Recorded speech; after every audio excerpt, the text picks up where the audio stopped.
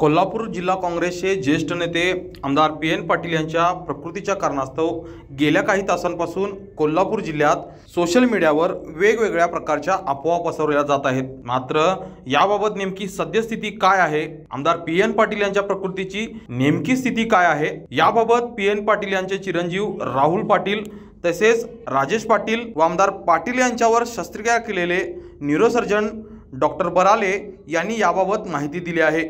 नमस्कार, मी डॉक्टर बराले मुंबईहून आलो, न्यूरोसर्जन आहे। काल PN पाटील साहेब बाथरूम मध्ये पडल्यावर त्यांना मेंदूच्या ह्याच्यात रक्ताची गाठ झालेली होती। त्याचं कालच्या काल ऑपरेशन झालेलं आहे।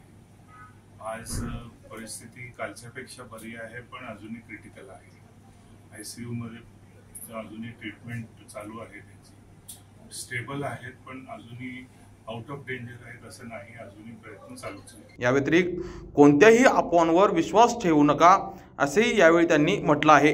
यावेळी आमदार PN पाटील यांच्या समर्थकांनी रुग्णालयाकडे न येता त्यांच्या प्रकृतीबाबत वेळोवेळी माहिती दिली जाईल असे आवाहन राहुल पाटील यांनी केले असून आमदार पाटील यांना रुग्णालयात भेटण्यासाठी सध्या डॉक्टरांनी परवानगी दिली नसल्याने कार्यकर्त्यांनी रुग्णालयाकडे येऊ नये।